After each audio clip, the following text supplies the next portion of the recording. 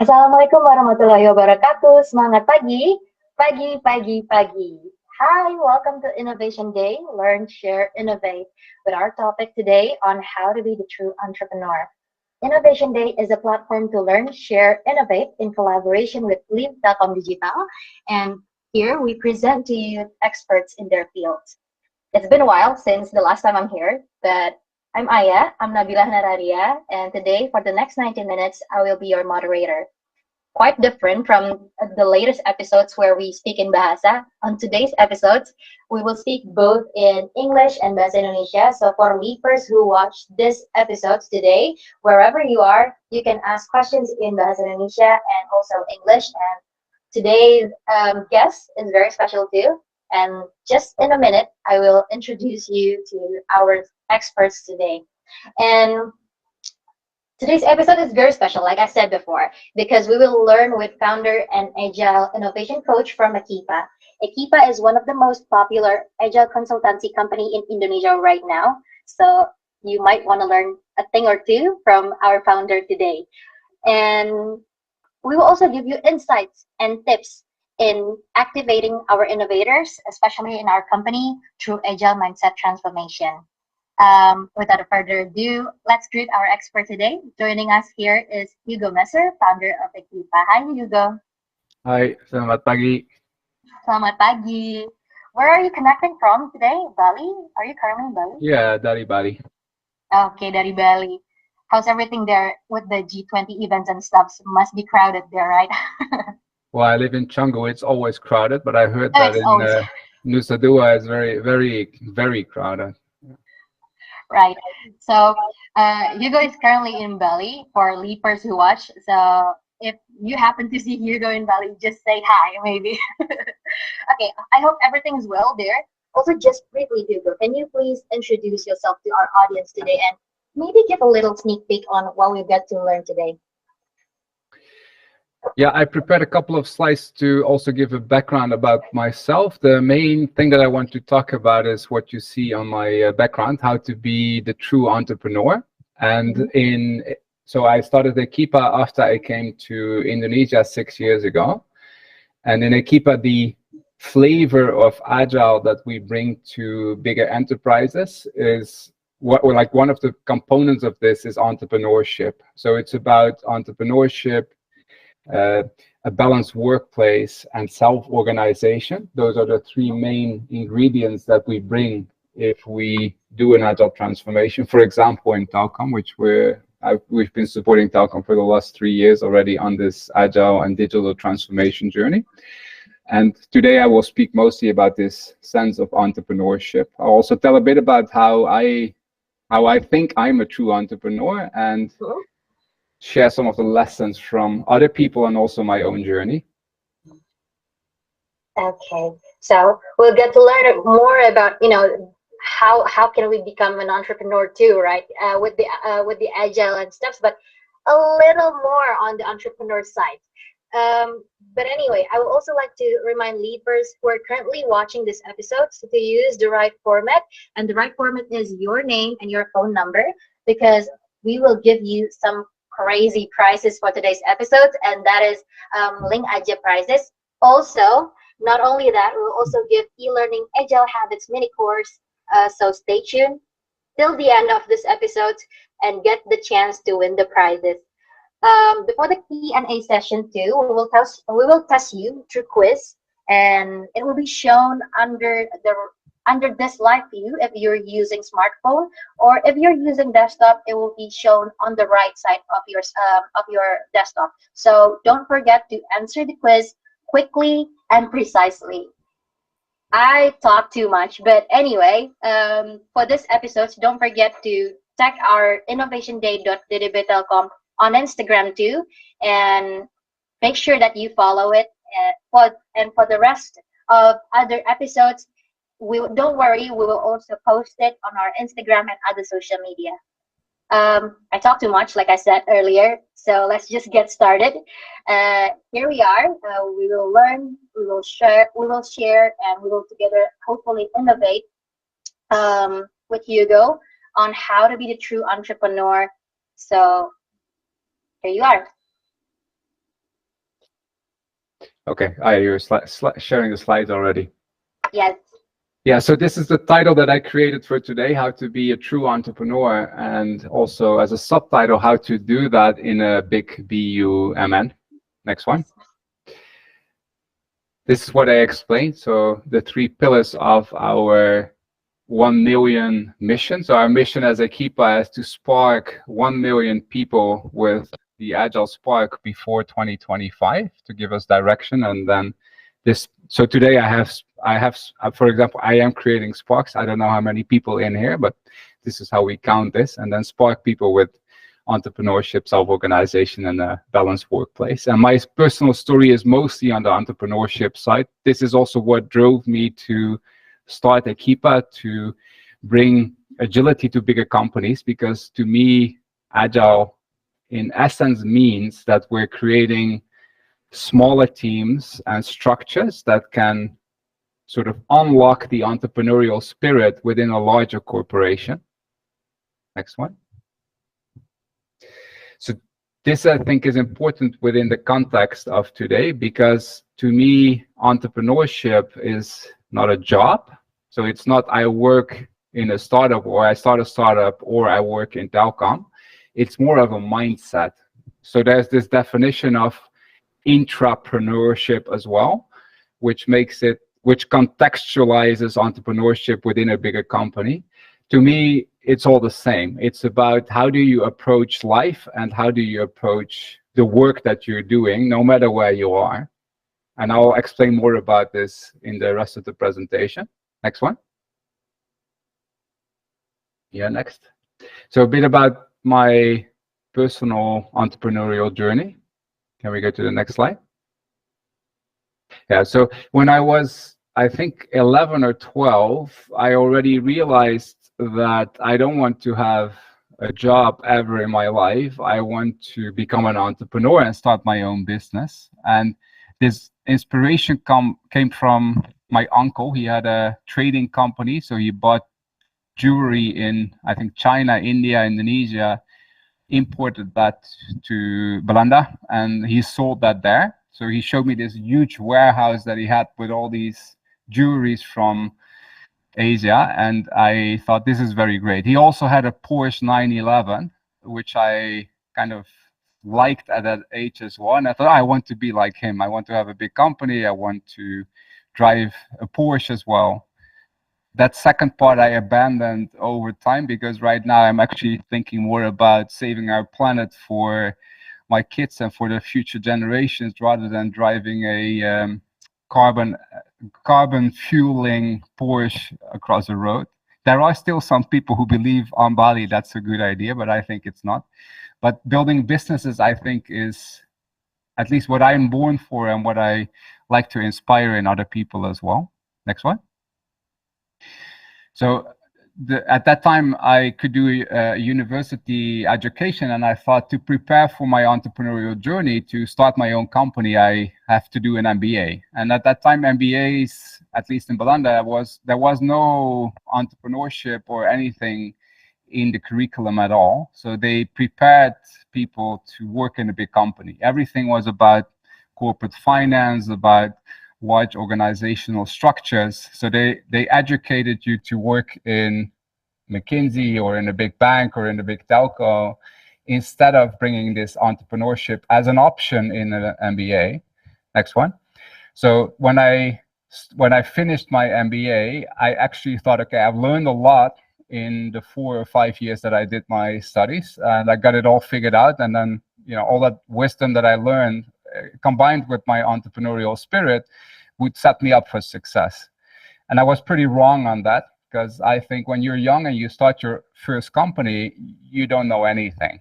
It's not easy, and whatever you start without any context, because you don't know the product or service you're starting, especially when you're young.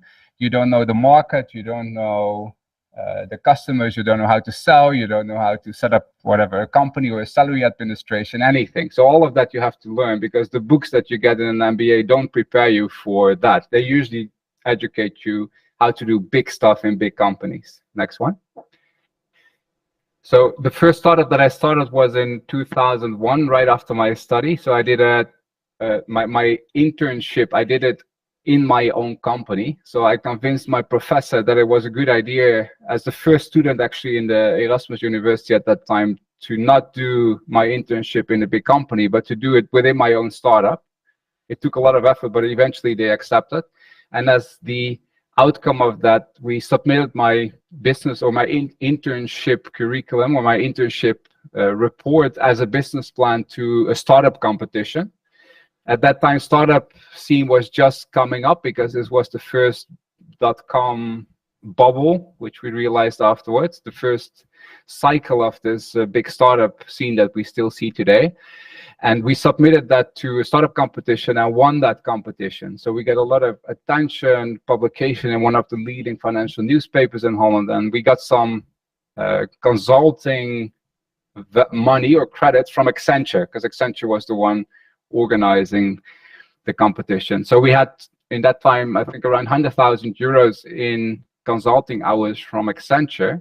And they had no idea what to do with that, because they thought it was the first time they did it. They're a big consultancy, and those consultants didn't know how to spend the 200,000 and help a new startup with young guys at all. So we waited 2 weeks and eventually decided to contact them, and we ended up agreeing with them that for 3 months they would rewrite our business plan, make very good financial model and a business model for us.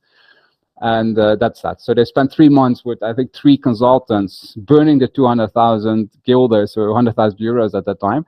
And in the end, we had a very nice business plan. But this was 2001. The idea was that business plan will be handed into some VCs, and then they will fund us. But nobody wanted to invest in any startups, because end of 2001, the .com bubble burst, as what's happening right now with the startup scene in Indonesia, I believe.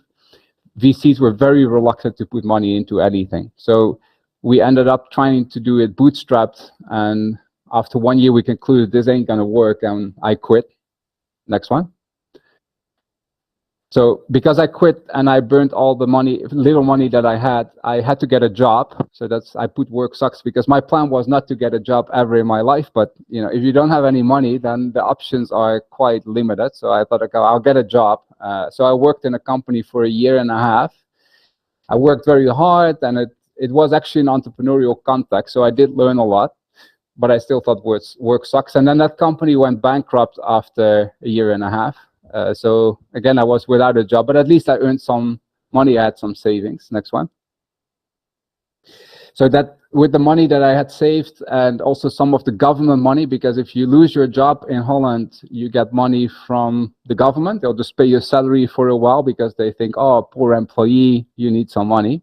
If you're a founder or an entrepreneur, they don't pay anything, but employees get money. So that money I could use to make a trip to India. And this is me laying in the Rajasthan desert, thinking about what's next. I had decided I want to start my company now. So when I came, this trip was like 6 months traveling, thinking. And at that time, I saw that India was very booming in terms of IT outsourcing. All the American companies were moving their IT programming work to India. And I figured that Europe would do the same thing. So when I came back, I decided, next one, to start a software outsourcing company in Holland. Can we move to the next slide? I also had decided to do it myself, because the first startup I did was with 2 co-founders. And I noticed, or I learned, that it takes a lot of time to align with co-founders, because you have to agree on what behavior do you expect from each other, who is doing what focus are we having, etc. And I noticed that I think more than 50% of our time was spent on creating clarity between the founders on what to do and where to go. And that energy cannot be spent on getting clients or really building the business. So I decided next time I start, which was 2005, I'll do it alone and see where I get. Because I thought if I do it alone, then at least I own everything myself. Every decision I can just make on the spot, and I don't need to agree with my co-founders. So that's what I did. Next one. And then I started Bridge Global. So initially the idea was I start helping companies from Belanda to outsource their programming work to Eastern Europe, because I thought India is very far away, the cultural differences are very big, so let's start nearer by, almost the same time zone. So I got a team in Ukraine, and they started doing some smaller projects. Over the years, I built my own office there with those same guys that did my first projects. And then in 2008, I also started our office in India, because that was my dream, to move to India. And over the years, I just built the company step by step. And right now, it still exists. So I own the company, but I don't work in it anymore. There's around 100 people still in India, and I have a Indian management team running everything.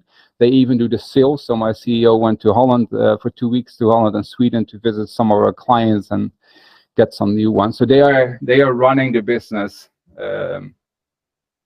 Yeah, so that's what actually, after 10 years, I managed to step aside in 2015, and then I moved to Indonesia. Next slide. So right now I'm doing what most advisors or mentors would tell you not to do when you're an early stage startup, doing too many things at the same time. So I have 4 companies now. Bridge doesn't take me much time because I have a very good team.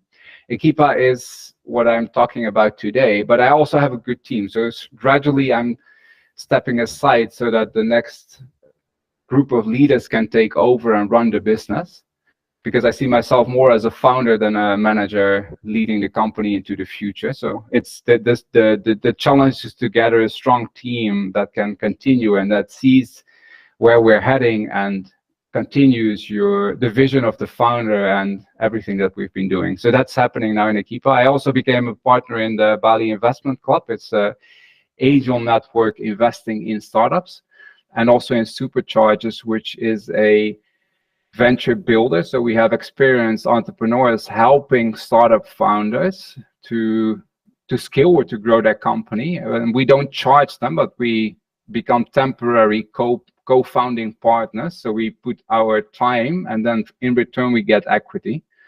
So it's basically supercharging some of the startups that Bali Investment Club is investing in as well. So I'm doing a lot of things at the same time right now. Next one. So I wanted to share a couple of things that I learned myself, and also some of the wisdom from mostly, I think, American gurus or entrepreneurs that I found very useful, which I think can help people in this session to learn what does it mean to become an entrepreneur and to adopt this entrepreneurial mindset. Next one.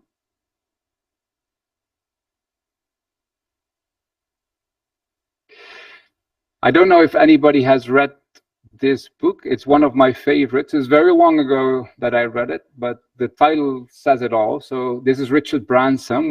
He's the founder of Virgin. I think right now they have, I don't know, 60, 70,000 employees, huge amount of companies in his group. This is about his early days, called Screw It, Let's Do It. I use this because I think it represents some of the key things that an entrepreneur does. And I made a list of these. It's not all described in the book, I think, but it's also mixed with my own experience. First of all, I think entrepreneurs break rules. If you want to try something new, then you cannot stay within the governance framework of the company or all the rules that are laid out by the industry or your competitors or by the government. Sometimes you need to break rules, and that's the only way to try something new and to innovate. Sometimes, of course, I'm not suggesting to do something which will put you in jail, but sometimes you need to do something before, so you have to ask for forgiveness afterwards instead of permission up front. That's the only way to break through certain things. I think a second characteristic of an entrepreneur is that the entrepreneur owns what he works on. Because when I started my own company, I always feel I'm the only one responsible for whatever happens. If I don't do anything, nothing is going to happen. And I've always felt that way. What I observe in bigger companies, sometimes people just wait because they assume somebody else is going to do it. They see problems, but they don't want to touch it because, first of all, it might be risky. Second of all, they assume somebody else will.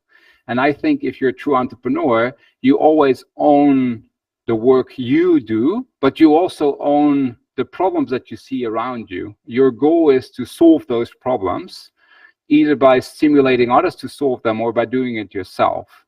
So this sense of ownership is what defines an entrepreneur. And I think without that sense of ownership, you wouldn't be able to move some startup idea into reality.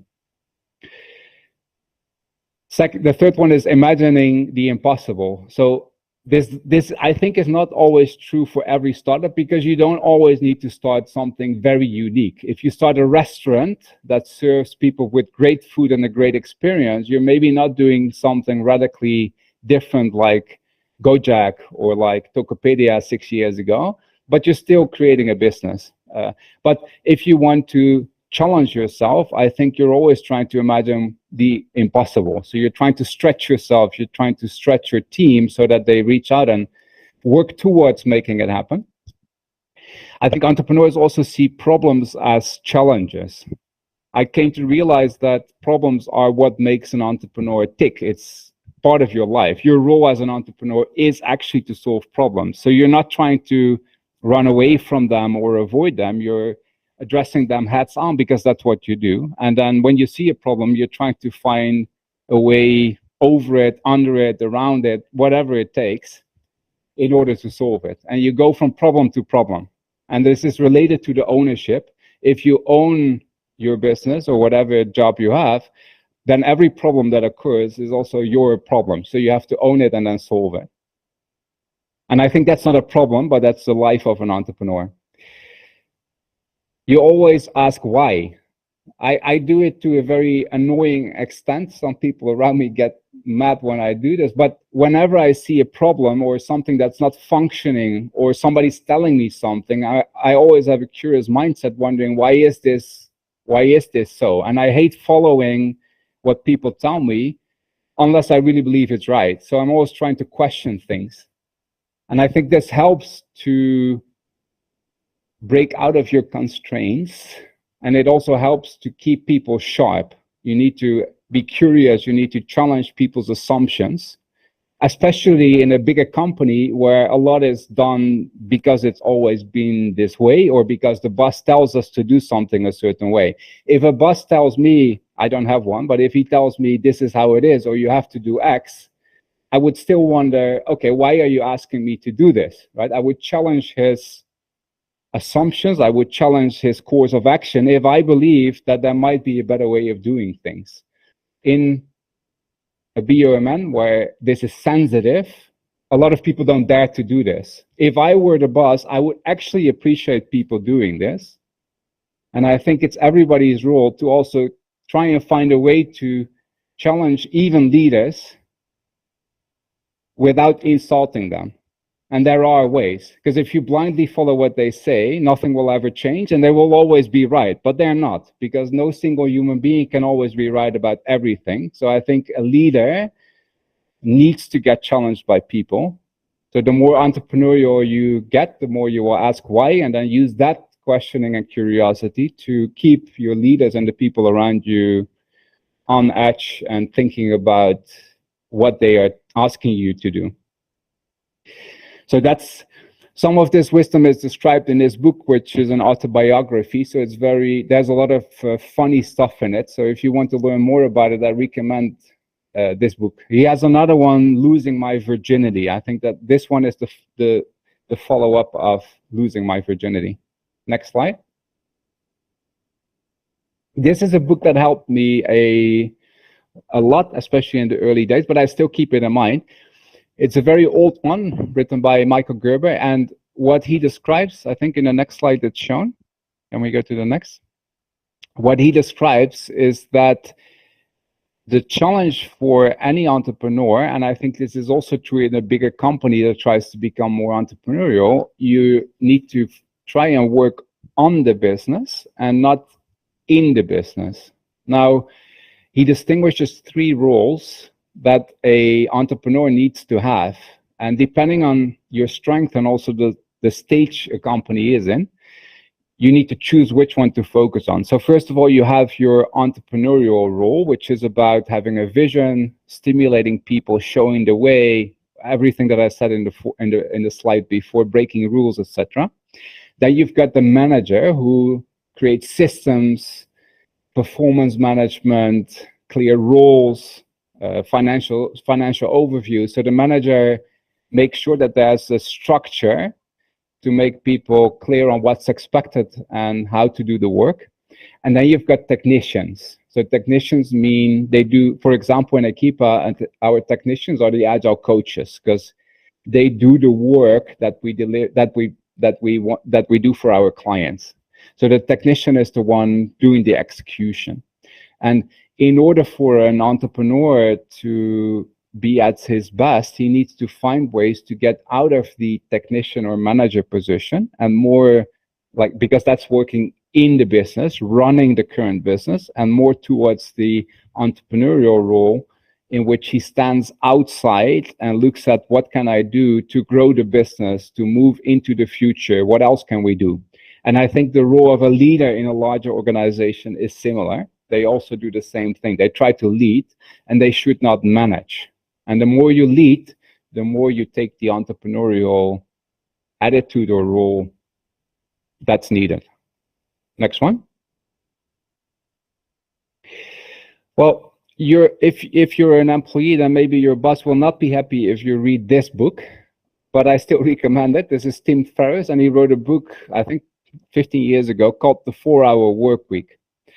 What he's suggesting is that if you're an entrepreneur, you need to organize your work and your life in such a way that you only need to work 4 hours every week. So not 4 hours a day, but 4 hours a week. And the beauty of this logic is that he provides you with thinking and tools to reduce the time you spend working in the business. So he's trying to help you become more productive, to figure out ways to outsource work to other people so that you can do the entrepreneurial job of working on the business. So the 4 hours is more of the manager and technician work so that you can do more of the envisioning. He also has a podcast which has a lot of valuable interviews with guests in it. So I think for me, this is one of the books that actually led me to live on Bali, because you can see that he pictures that on the cover of the book. There is 2 palm trees with a hammock in between. His idea, of course, is that you work 4 hours and the rest of the time you do karate or you learn Chinese or you go surfing. Most entrepreneurs, including him, don't go that way. So even if you work only 4 hours a week in the business, you could still start new business and do other stuff. So it's not to create lazy people, but it helps to think in another way. One of the suggestions I think he has is to talk to your boss also. So he has some advice to work only 4 hours, even if you're in a larger company. So again, highly recommended. Next slide. So this is a framework that helped me a lot in structuring my company, and it's called Scaling Up. In Equipa, we also started helping other companies implement this framework. It's written by Vern Harnish, an American guy.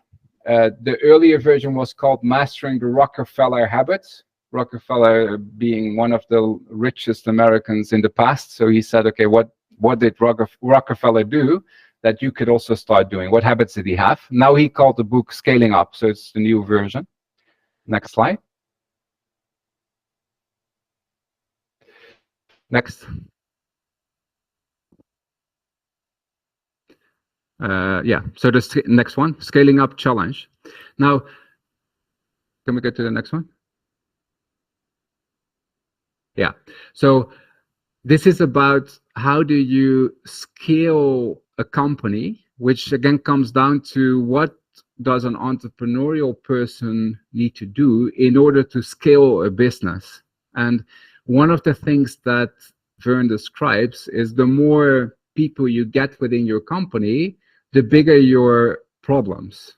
And that's not a problem because, again, problems are what drives an entrepreneur. But I think it also shows that we need to realize the more people we add to a company or to a unit or a venture within Telkom, the more communication lines and problems it will cause. So, because what you can see here is there's two people, you get two communication lines. So it's fairly easy to understand each other. Now, if you add one person, you get six. So it's not doubling, it's tripling. And then you add another person, I can't count anymore, but with four people, you see that you have a massive amount of communication lines. And any of those communications can lead to misalignment, misunderstanding, frustration, emotional relationships, whatever it is. And so if you go from 4 to 400, imagine how many lines it would show. So that's one of the big challenges that companies have as they scale. Next one. Now, the result of this, and this happens a lot in startups, I think in a larger company it might be slightly different because there is more structure. But eventually what happens in a company that is growing and adding more people is we create chaos, because the people are all over the place doing all kinds of things that are not in sync because of those miscommunications. The startup has a lack of time, attention, focus, cash. Those are the things that restrain a startup, and a lot of things are happening ad hoc. Now, I think in a larger company this is also the case, and I think, for example, the Amoebas in Telkom will have the same context because they have a bit more independence from the traditional structure within Telkom, so they'll recognize this. And all of this people having ad hoc decision making, being all over the place, leads to a certain chaos that you want to avoid. So that's one of the bigger challenges that over time you need to get rid of. Now, the problem with this is if you get rid of all of this, you end up in a large bureaucratic company, because most companies avoid this chaos by creating more rules, more regulation, more strict rules, more strict systems, which in a way is good, but if it goes to an extreme, that's also not too good. So you need to find a middle path. Next slide. This one shows the scaling up flywheel, and this is the basis of the scaling up framework. So there's 4 decisions that a company needs to make, and if you get all those decisions right, then your company is growing and healthy. So it starts with people. And the key there is you need to get the right people in the right seats. So when you hire people or when you get people assigned to your project, you need to make sure that they are the right people, so they match the behaviors or the DNA that you want within your team or company. And you need to give them the right role or job, so put them in the right seat. Now, when you have the right people, then the next challenge is how do you make sure that the strategy is clear, meaning those people are doing the right things. This is about, so you get people in the right seat in your bus, and then you need to figure out where is the bus going to drive. Once you figure out where it's going to drive, you need to make sure that the execution is right. So you need to make sure people are doing the things in the right way. So they're executing the things that you have laid out in your strategy. This is where most challenges occur, because it's fairly easy to make strategy and plans. It's not that easy to make it happen. So this is where the rubber meets the road. But again, if you have the right people, your strategy is correct, then execution needs to be natural. If it's not, you have to go back and think, did I get the right people in my bus? And did we decide on the right direction for the bus to go to? Now, if you do those 3 things correctly, it will result in cash, money, and that cash can then be reinvested in hiring more people. So in essence, the role of an entrepreneur or a leader is very simple, because you have only 4 variables. And this for me, this framework makes it easier to recognize where am I stuck, because at any point in time, when you're doing a project in Telkom or when you're starting something, you will be stuck at one of those 4 points. And if you figure out which one it is, then you can also address all the focus and energy of your team to solve that problem, right? Now, I know the context of Telkom, so reflecting on that, I know one thing which is not that easy to solve, which is the people. Because you are, in a way, if you're in a startup outside, you can hire your own people. There's nobody telling you you have to hire this person or this is a restriction. or this is the type of person, or this is the HR department who would take 3 months to get the person in. You can do it yourself, right? So this is a constraint that makes it harder to be working in this context within a larger company. But I also know that the leaders are all trying to find ways around this. So the bottleneck is maybe on the corporate level. How do we empower people starting business units or starting startups within Telkom to get those right people on board by themselves instead of getting stuck in our whatever structure we have around this for HR? Next one. I already explained. Next one. One framework that helps a lot in deciding what, can we go to the next? In deciding what kind of people to hire within our team is this one. I hope it's visible, but this is what they call the A-player matrix. Now, on the left side, you can see the core values or the behavior. So this is how people make things happen. And then on the horizontal axis, you have performance or productivity. So this is what kind of outcomes do the people create. So it's about what outcomes and how they achieve it. Now, on the right top, you have the A players. So an A player creates impact, creates outcomes. He does what you expect as an entrepreneurial leader. And he also does it in the right way. So he behaves in the right way. He doesn't, for example, if one thing is we don't want people to pay bribes, then an A player would not bribe anyone to get the sales outcomes that he is hired for. So we have an A player showing the right behavior and also having an impact. Now a B player is on the left top. That's a person who shows the right behavior, so he matches our culture, but he's not performing that well. So he's not yet creating the outcomes that we expect. Now this person can be coached to become more productive. So you try to coach him into becoming an A player. A C player, left bottom, is somebody who does not show the right behavior. So he doesn't match our DNA, and he's also not performing. Right? So this is a type, if you have somebody in that box, probably the only right decision is to ask him to apply for a job somewhere else.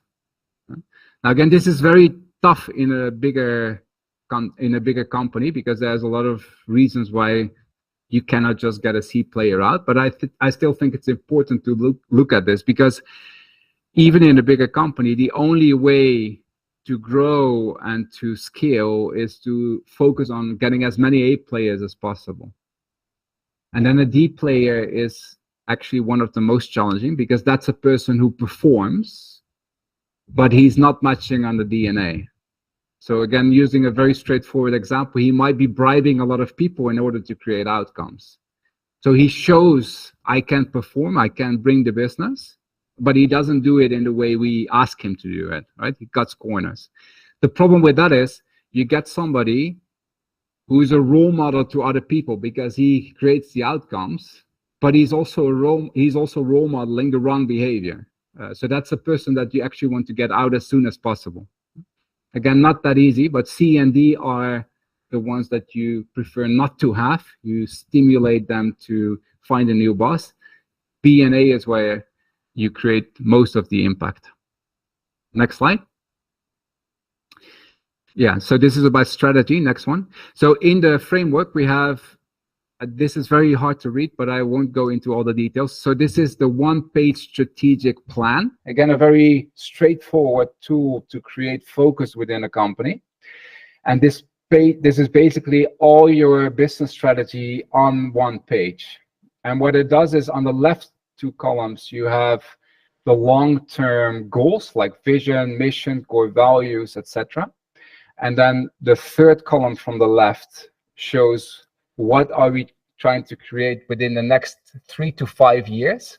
So on top you have the financial goals, and then you have a box with 5 key capabilities that you want to build in order to create those outcomes or those numbers that you show on top. And then you translate that into the last column, which shows the 1-year priorities. So again, you show numbers in terms of GDV or revenues or profit, and then you write down what are the top like 3 to 5 main initiatives for 2023 that we're going to work on and achieve in order to grow our company. So it's basically translating long-term vision to actionable items on a 3 to 1 year basis. And then the next page, can you go to the next slide? I think it's there. The next page translates this to quarterly priorities. Next slide, please. Can we go to the next slide? Yeah. Yeah, next one. Right, so this is where the execution comes. This is the second page in the one-page strategic plan. So here you have quarterly priorities aligned with the 1 year plan or initiatives that you have for 2023. So you drill it down to what are we going to do this quarter in order to complete our plans for the year. And then on the right side, you translate that to individual accountability. So if I am part of this team or the startup, then I write down what are the top 3 to 5 things that I'm going to do in order to help our team or company achieve the quarterly goals that I wrote down on the left side.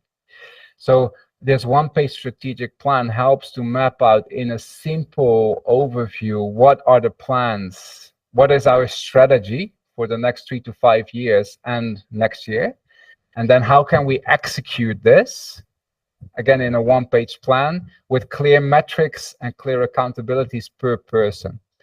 And if you remember what I wrote about chaos and people being all over the place, this is the medicine. So this basically helps us to understand what is each individual going to contribute and how are we going to measure whether he does that well to the goals that we have as a team or as a startup.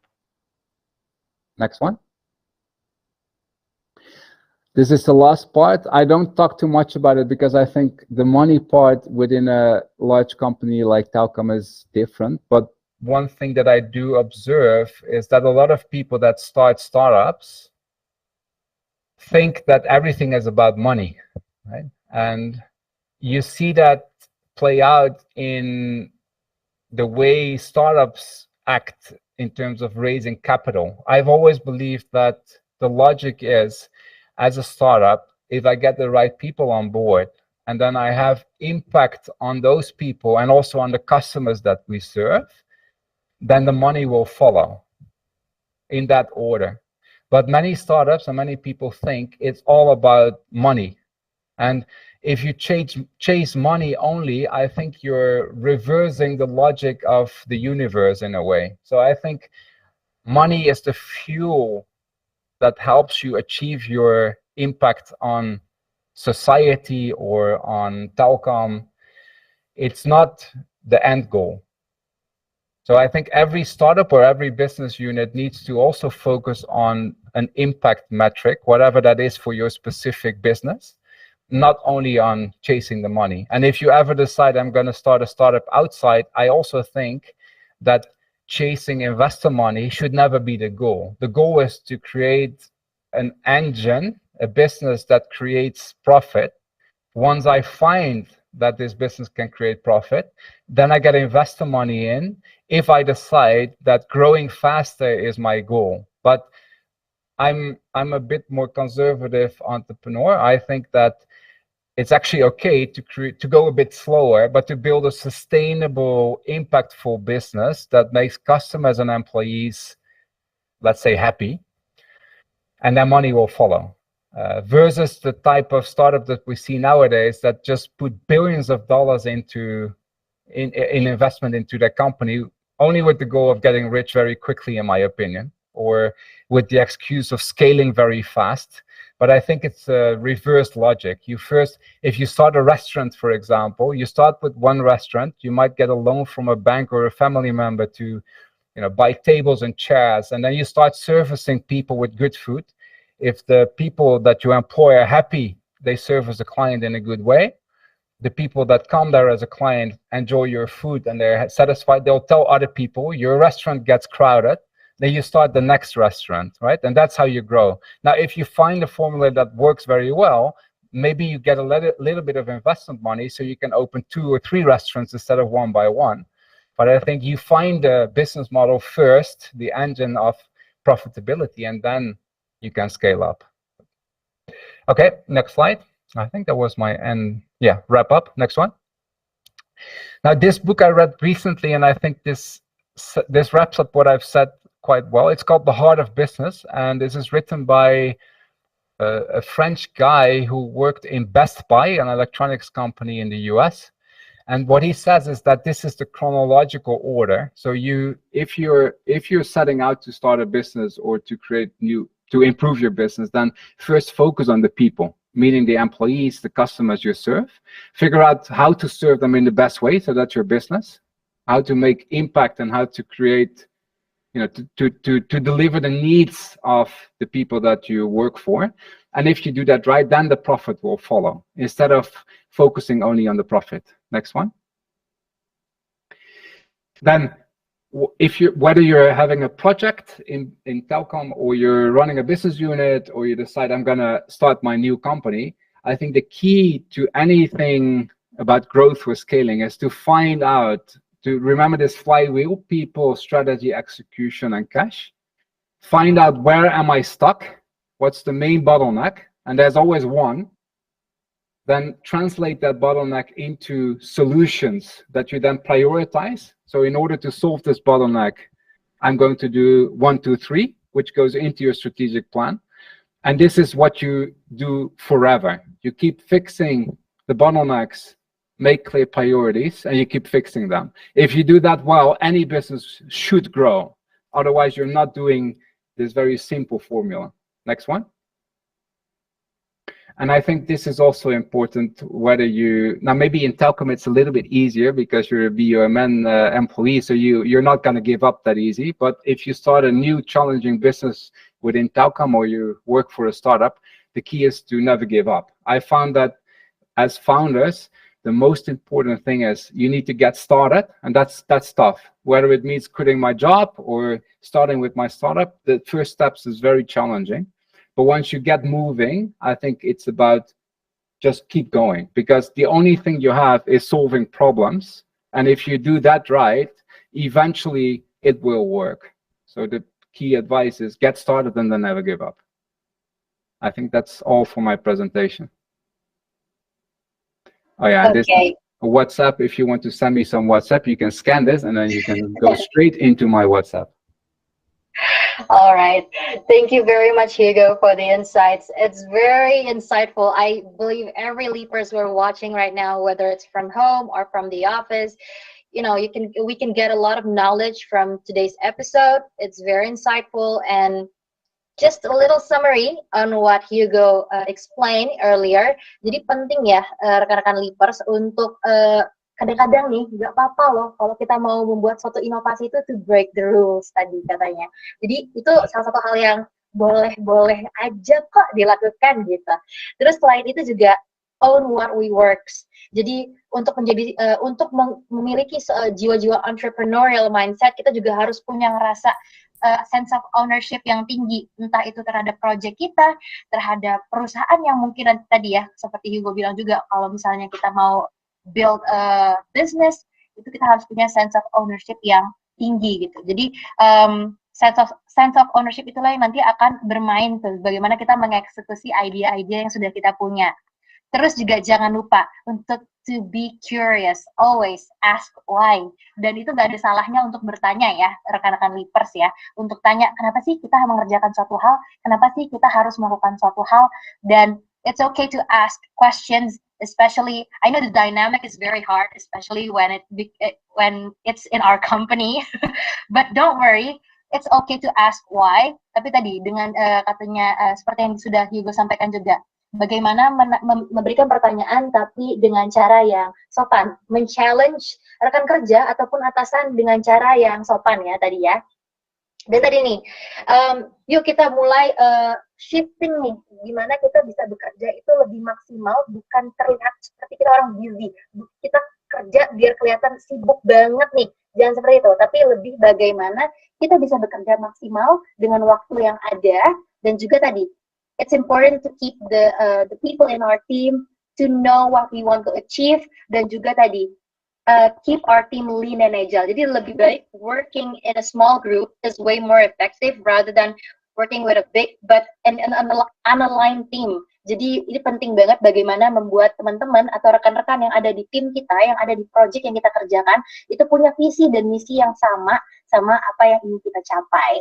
Seperti itu ya. Dan tadi ada juga nih hal-hal menarik seputar 4 hal ya yang paling penting adalah having the right people on your team, the strategy, the execution, whether you want to do the right things or not, and we aim the right directions for our business. It's very important to do that. Dan selain itu juga kita juga harus percaya ya bahwa dan kita harus pahami bahwa penting sekali untuk bisa menjadikan uang itu penting, tapi bukan itu goalsnya. Jadi ya uang itu memang akan mengikuti, tapi nanti harus diiringi dengan hal-hal yang tadi yang sebelumnya sudah disampaikan ya. Ketika kita sudah melakukan ya hal-hal yang maksimal seperti tadi bagaimana kita mengelola tim dengan baik, bagaimana kita mengelola diri kita sendiri juga dengan baik, kemudian nanti profit ataupun yang tadi disampaikan Hugo juga ya, uang itu akan mengikuti di akhir ya, seperti itu. And to start, we need motivations. Jadi don't give up. For every employee watching right now, leapers, wherever you are, do not give up. And if you want to start a business and have that entrepreneurial mindset, please never give up on what your ideation is, and to think the impossible. Seperti itu ya. Jadi nanti sudah sampaikan oleh Hugo. It's very insightful, Hugo. Thank you very much. And I know that leapers are very interested to know more on what you have shared to us, and there's a lot of questions coming in. And just a moment, I will read the questions that's has been asked by our leapers. But before that, leapers, I would like to remind you to use the right format, and that is your name and your phone number, because we will give out prizes of LinkAja, and also we will give you a very special prize today because we have Ekipa team with us, and that is we will give you a course, yeah. Jadi we will give all winners a free access course. So don't worry, be ready to answer some quizzes too. Before we begin to the Q&A session, we will get to the quiz. Be ready. Are you ready, leapers? Okay, so the quiz is very simple. Use the right format. Name and phone number. The first question for the quiz today. Are you ready? Okay.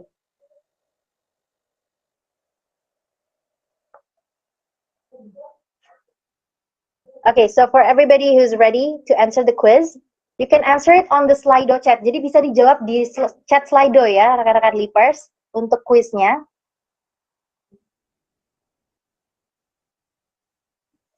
Oke, kita masuk ke pertanyaan pertama.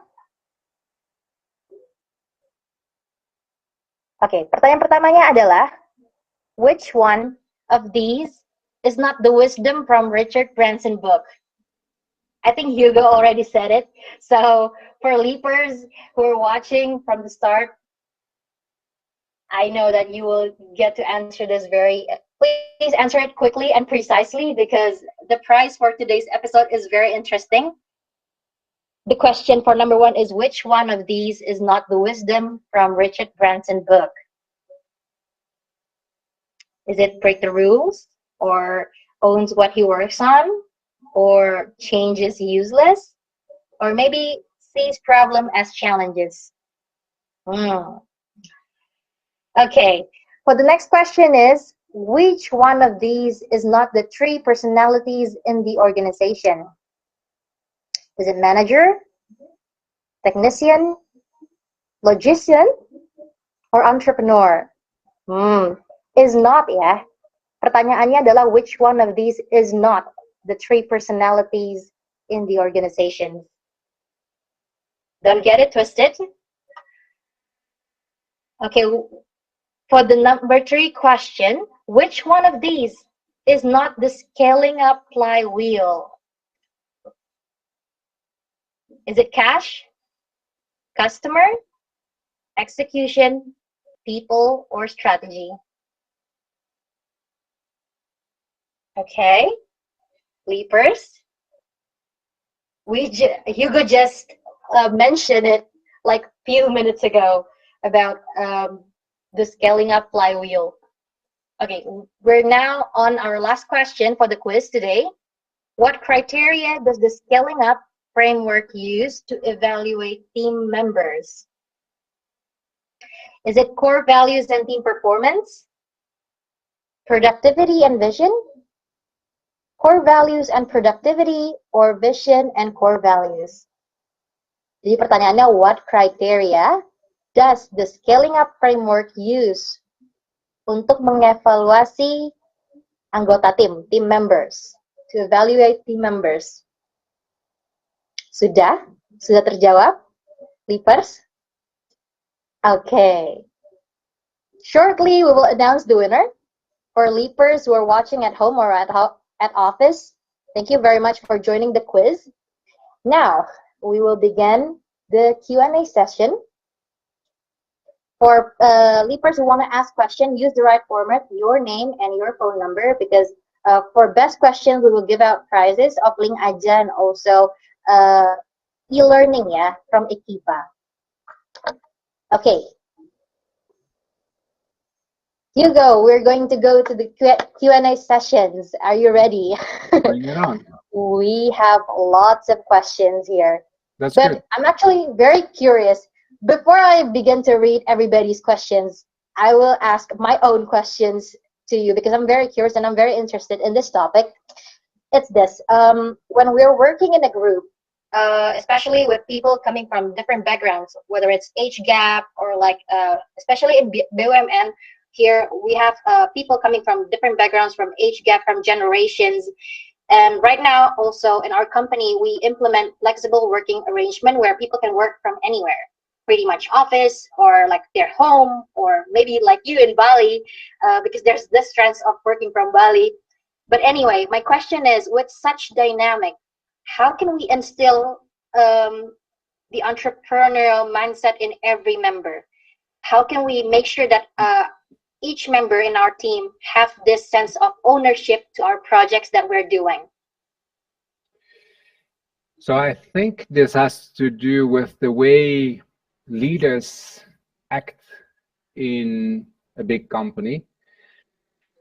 It's two sides of a coin, trust and then outcomes. Mm-hmm. If as a leader I keep being a micromanager, telling my people what to do, mm-hmm. then people will never take accountability. They will never own their work. They will simply wait until I as a leader give them the next job or task. Mm-hmm. And this is also at the core of Agile. Agile is about self-organization, stimulating people to decide by themselves what to work on. So as a Right. leader, I can give direction, what do I expect, but the how is up to the people. And I should abstain from giving orders to my people. And I should make them aware that the only thing I'm going to look at is the outcomes they create. And what outcomes are expected is a conversation. So together we can decide these are the 3 things that you are going to work on this week, right?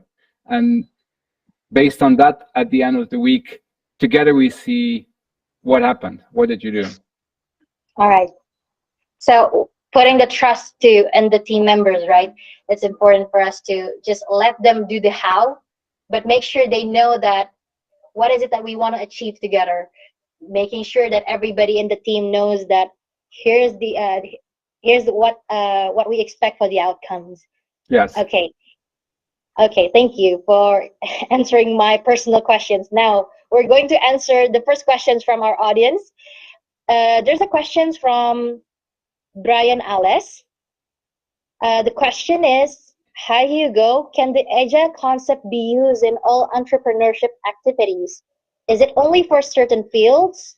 Or if it's not, how can we build this Agile concept if we want to use it for, a lot of maybe there's a lot of fields in entrepreneurship, but can we use it for all entrepreneurship activities? So it depends on what you consider the Agile concept. What most people think is Agile means Scrum. And Scrum is a framework that is Yes. mostly focused on creating products or maybe project management related. For me, Agile is about everything we spoke about in this session. So it's about how people think about work, how leaders act within a company, how also how do we produce the iterations or the outcomes in our sprint. So it can be an iterative approach. So it's about which parts of the Agile landscape do you value, and then implementing them within your startup or within Telkom. So I would say, so yes, the answer is yes. And I think it's about the perception you have about agility. Because to me, it means, for example, it means this coin where you have trust, empowerment, and then outcomes. It also means stimulating entrepreneurship. It also means how within our culture do we accept that people are going to ask questions? How do I stimulate people to challenge me as a leader, for example, right? And if as a leader somebody challenges me, am I going to get offended or accepting, right? So it's about all these things that need to change in order to create an agile entrepreneurial environment. Okay. I hope it answers your question, Mr. Brian Ellis. He might get more confused now. Let's see. You can always send me a WhatsApp. Yeah, for more details, yeah, you can just ask more on Hugo's WhatsApp. But anyway, hope it helps. On to our next question right now. There's a question from Kurnia. It's rather personal. What do you find most challenging being an entrepreneur, Hugo? That's a very good question. I think one of the, I think my answer is to not to worry about things. Okay. And it gets easier as you get older, and when your companies really work, it also gets easier. But because you own everything you do, you also lay awake at night, because my mind at least is always thinking, okay, this is a problem, how do I solve it? And it never stops. So if you worry, then it keeps you awake, and that's a problem. If you're an employee and you don't take that ownership to a very high extent, at the end of the day, you close your laptop or you leave the office, you're done. As an entrepreneur, you can't. Even if your company is about to go bankrupt, the employees you have, they will find a new job, no problem. But you're screwed. You're the one having to fix things, right? So you have a responsibility towards your employees, your customers, and this can keep you awake at night. This is very interesting, actually, because for young entrepreneurs, right, and it's very Gen Z stuffs, but we tend to overthink a lot. We tend to worry a lot. So it's a very good answer, Hugo, to reassure all these young entrepreneurs to not worry that much, because then it's very important to keep yourself calm and keep yourself composed with things that we want to do for our business. And Kurnia, I hope that questions from yours is answered. Good luck if you happen to want to be an entrepreneur, maybe. And let's go to the next questions from Alfin right now. It's what advice would you give to someone who's trying to become an entrepreneur? Maybe a little more advice, Hugo. I think this is also an entrepreneur wannabe, Alfin. Yeah, so the first one is screw it, let's do it. Because if you keep thinking and deliberating, shall I do it, shall I not do it, then before you know it, you're 60 years old and there is no time left. At the same time, I also think nowadays you can stay within your job and start something on the side. So if you think, oh, this is the type of startup I want to start, translate that into something very small and then test it. So this is where lean startup can be very helpful. Another of the, I would say, agile frameworks. It's build, measure, learn. So for example, when I was about to move to Bali, I applied it to my own life. So as a family, we said, okay, we want to move to a new place. Then we decided, okay, Bali it is. To make the step smaller, we said, okay, we're going to go for a year to see whether we like it. And that makes the decision a lot easier. So we decided we find a school for our kids. If everybody likes it, the kids are happy at school, we like the environment, we can find a good place to live, then after the year, we'll decide whether we stay or not. This makes it easier to convey the message to your family, I'm leaving. We'll come back. We didn't, because it's 6 years, but at that time makes it easier. And I think you can apply the same thing if you're thinking, okay, I want to start, let's say, a coaching business. Find your coach, keep your job, find a coaching client, try out what you want to do, see what they say, do they experience it positive or they have feedback, and then learn from that to decide whether this is what you need to do next and whether this is what the world needs. Okay, so start small. It's important to, start small. Alvin, I hope that answers your questions and lessens the worry that you might feel right now if you want to become an entrepreneur. Start small, like Hugo said. So, and at a certain point, think about, screw it, let's do it. Yeah, screw it, let's do it. But again, for like you said too, it's important to also like maybe keep if we have a job, keep our job. If we want, if we don't want to work forever, for example, but right now we're still working, right? Like you said, find a coach, but like keep the job, and let's see if it's if after finding the coach and you feel like more comfortable in starting your own business, then let's do it, right? But then at the same time, it means that there's an important for keeping the job too, the current job or like the current activities that we're having right now, so that we don't fully go on to do what we plan to do. So we always have like this,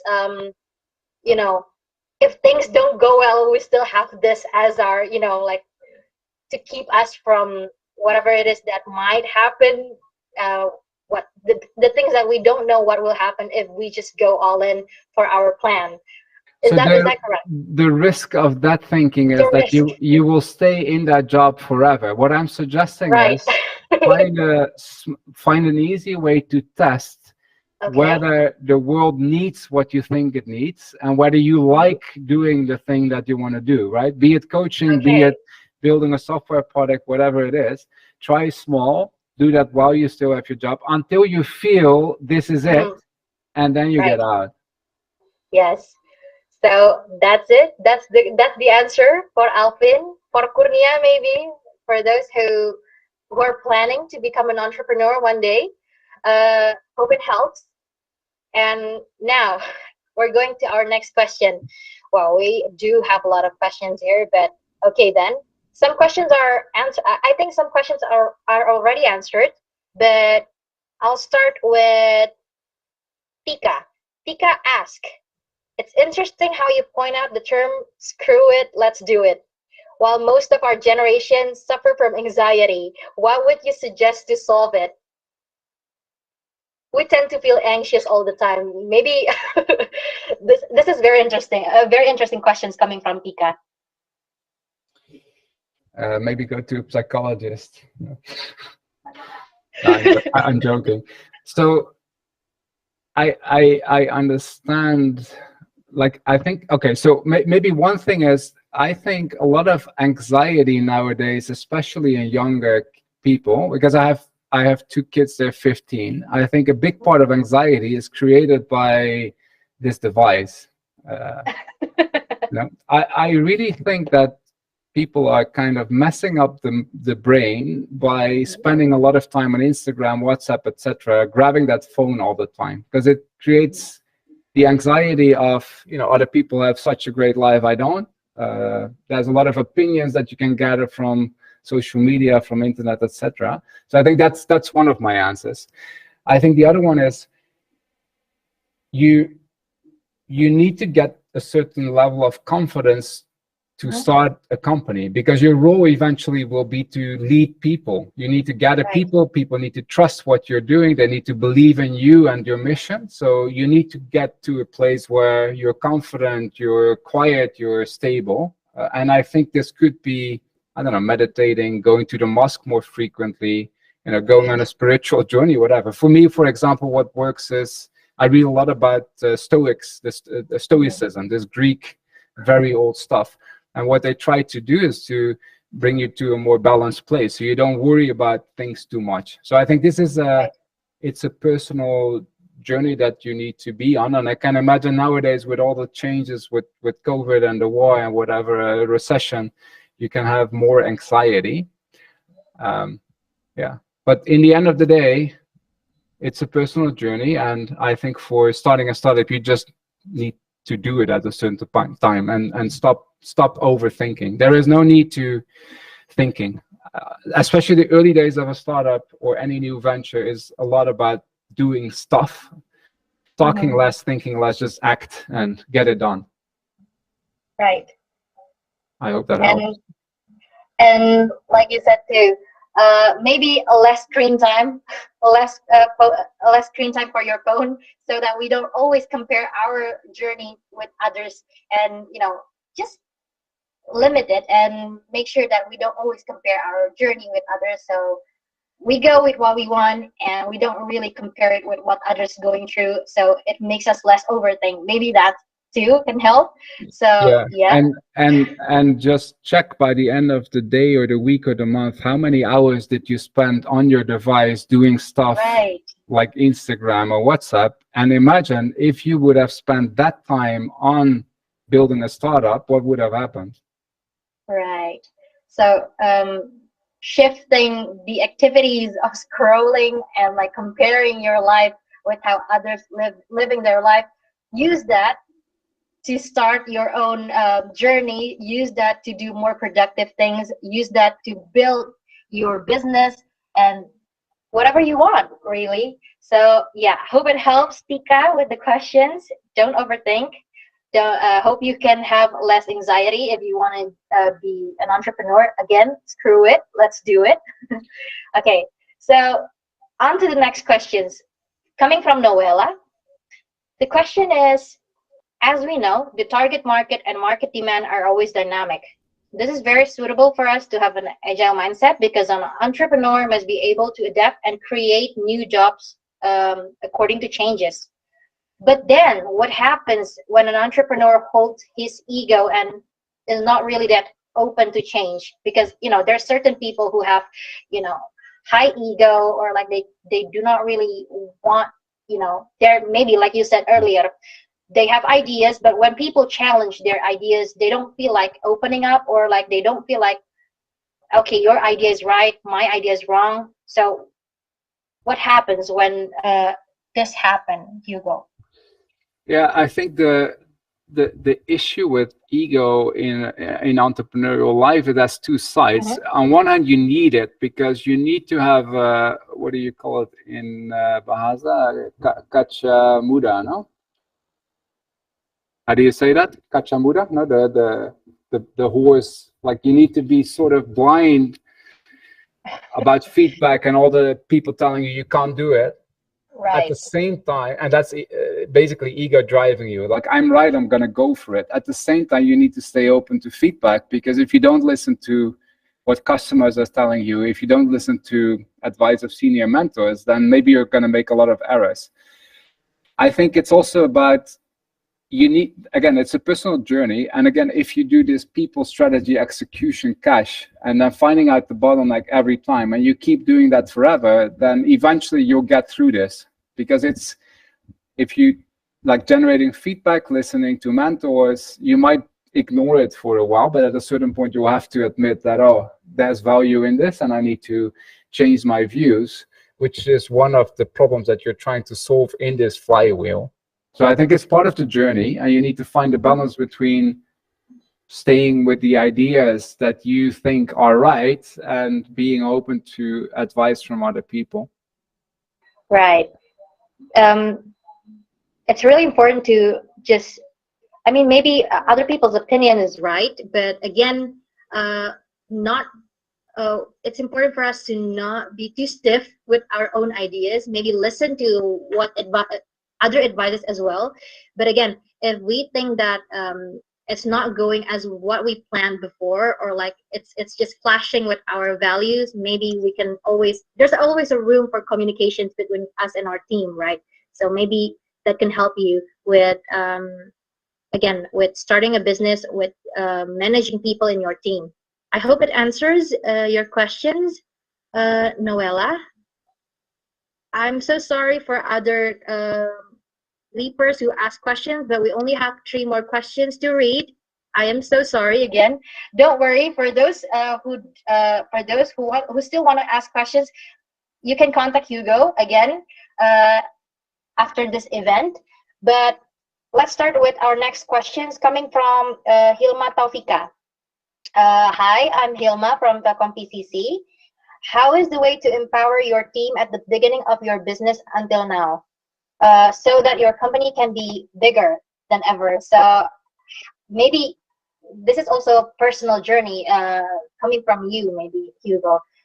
How do you do that? How do you empower your team in the beginning of your business until now? How Yeah, do you so manage that?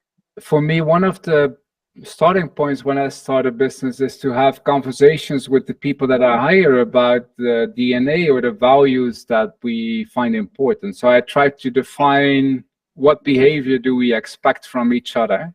So it's very clear that, yeah, it's very clear how to behave, because I think that's it. That's the most important starting point. Mhm. And if I hire new people or I start working with new people, I'm always trying to test the, let's say, the boundaries of what somebody's capable of. So I empower people, I give them freedom, I give them challenges that they can take and then start working on. And then I see what challenges does somebody take. Does somebody take a lot of challenges or none at all? Right? Is he waiting for me to give him work? Or does he do it himself? He figures out what to work on. Mhm. And then once people start taking challenges, to see how far can that person go. So I would start adding challenges. I would start looking at, when does the person tell me, oh, Hugo, now I cannot handle more. Right? Now it's enough. I'm exploding. I can't sleep and I need time for myself. That's when I know that the person is very accountable, and then there's a limit to it. So I think it's about, yeah, start finding out, like, empowerment means you need to find out, are people ready to be empowered? Are they taking responsibility? Or do I need to spoon feed the person a bit and then nurture him to become more accountable and take ownership himself? So I think as a founder, as a leader, that's the game you're playing. Now, for us in Equipa, that we have, one of our core values is be your own boss. And that's exactly about this part. We want people to take ownership. The way we do it is, every quarter as a team, we figure out what's the bottleneck in those 4 points. What are we going to work on as a team for the next quarter? And then people can volunteer to join a squad that's going to tackle one of those problems. Some of the squads are static, like on HR, on sales, but some are moving. So we may create a squad working on something that is important for Q1 2023. And then I, as a team member, can join that squad. Now, the way people act in that context, do they voluntarily join a squad? And if they're in a squad, what kind of behavior and outcomes are they creating? That tells you where do people fit in or not. And for us, the screening of people is very centered on this be your own boss, also entrepreneurship. We try to find out before they join, do they have that characteristic? And if they do, they can join, and we will nurture and stimulate that to the extent possible for that individual. I hope that answers the question. But this is a very delicate thing. You need to, it's about having conversations, about being very clear on the behavior that you expect. Try to get people in that match the DNA and the values, and then nurture them on that. And also, if they don't show the right behavior, even if you thought they would, get them out. Right? That's the C and D player. Okay. Hope it answers, Miss Hilma Taufika, for the questions. Again, we only have 2 questions left. I'm so sorry for those who, for the questions that I don't read today. You can always ask more questions on our Instagram or directly to Hugo through his WhatsApp. Uh, for our questions coming from Franz GA, it's a very interesting questions. Hugo, what do you think the business, this is the first question. So what do you think the business prospects in 2023? Because the economist predicts that somehow Indonesia will face recession. And then the second one is, uh, what should we invest? Where should we invest our money in this economy turmoils? Thank you. So he asked 2 questions. Oh, yeah, The got first it. one is about the prospects in 2023. And then the second one is, where should we invest our money during this economy turmoils? Well, the first one is I've been through several ups and downs cycles of economy in the last 20 years of my entrepreneurial journey, and I think I just ignore it. Personally, I don't look at it at all. People are talking about this, and in the end of the day, you'll survive anyway, or not, but then you'll find out. I think as a smaller company, so if you're a founder or an entrepreneur, then if your business is affected by recession or anything else, I think the key is to sell more. Like, you need to make a bigger effort to get clients so that your company keeps running. So instead of sitting like in the good times when clients come in, then you can focus more inwards, right? The clients come in, how do we convert them? How do we make sure that they're happy?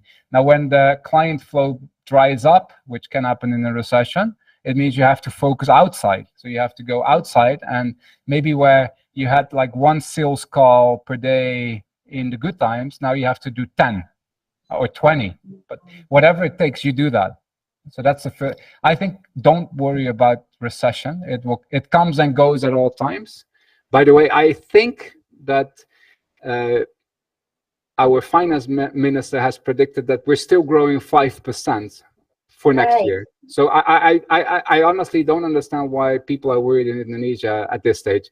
In Europe, different story. In the US, different story. But this era, this decade is the decade of Indonesia. So I think no need to worry. Just keep going. And if you get into a situation where you need more clients, just go out and sell, market, whatever. Focus outwards. Investing money, I also have some money to invest. I'm just waiting for the market to crash, and then I'll buy some stock or index funds. If it's about investing money somewhere, I think in my own personal investigation, it's index funds that provide the best long-term return. So I'm just waiting for it to crash. I buy index funds, and then I don't touch it for the next 30 years, and then it will increase in value.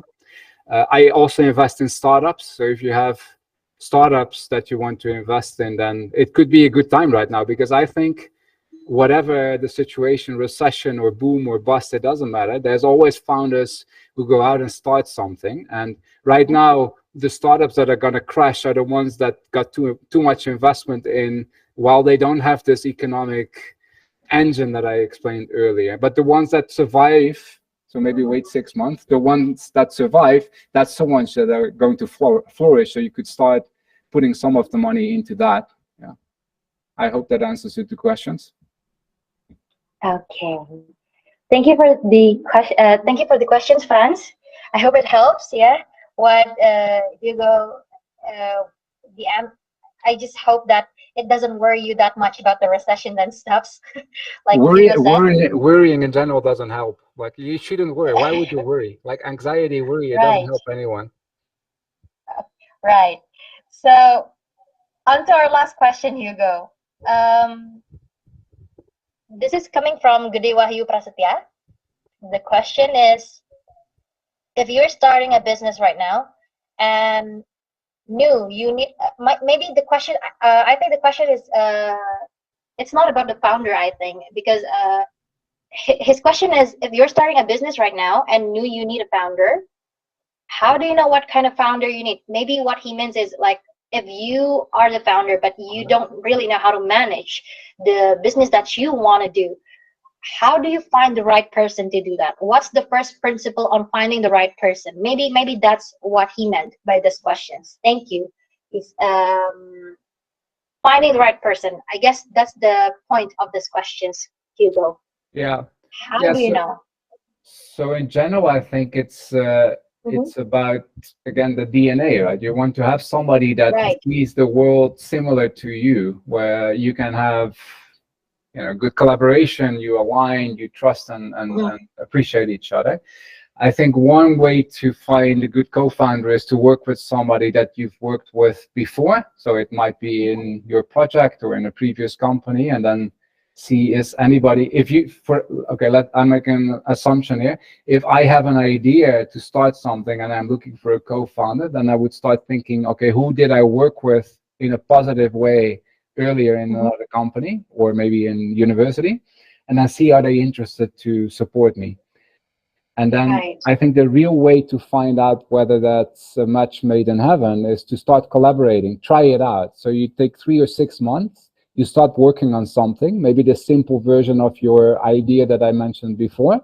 You start working on that together before you make any agreement on shares or money or setting up a company. Just start working on it without any of that, and then see if that works out as you expected. Do you collaborate well? Have good conversations with that person. If after 3 to 6 months you still think that's the right person to work with, you continue. If not, you try to find somebody else. And then it's easy to separate at that time. Once you set up a company and you have shares, it's like a marriage. It's very hard to get out of it. So test the idea first, test the co-founder first before you marry. Dating first, then marriage. And in Muslim society, you cannot do that for a wife, but for a co-founder, you can. Okay, I hope it answers the questions.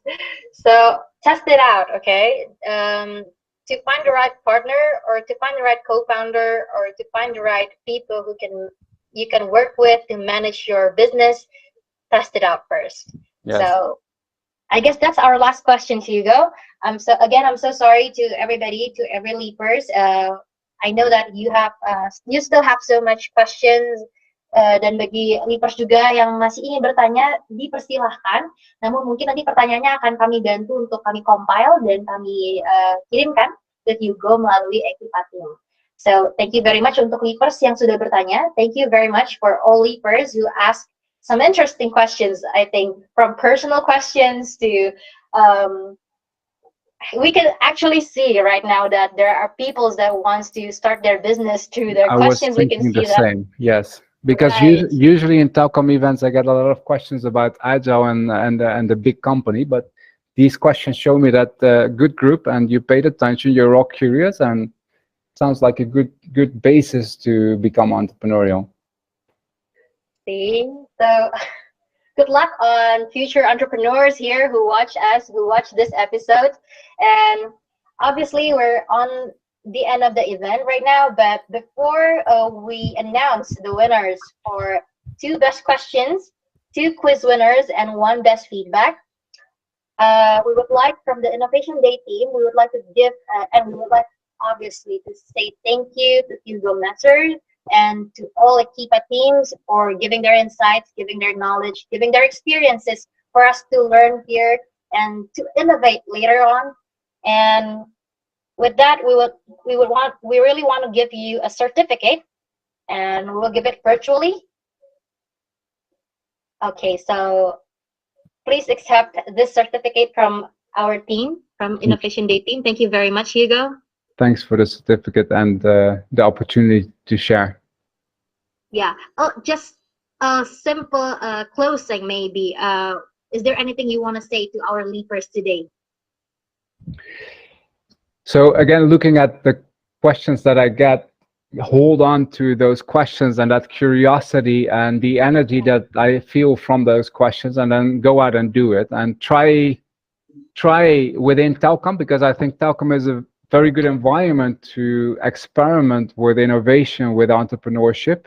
From all the companies that we've helped, Telkom is absolutely my favorite, because the programs that are there, the environment, the stimulation of innovation and entrepreneurship is better than in most other companies, especially in the BUMN. So I think you're in the right spot, and you can try stuff within Telkom to help them become the digital powerhouse. And if you're ready, take the leap, go outside and do your thing. Screw it, let's do it. I think that's the final statement. Okay. Thank you very much, Hugo, for giving your time, and also we can also feel your energy from here. So and I think it gives a lot more insight, more opportunity, not only knowledge but like more motivations for future entrepreneurs here, leapers. Don't worry, just take a leap again and do it.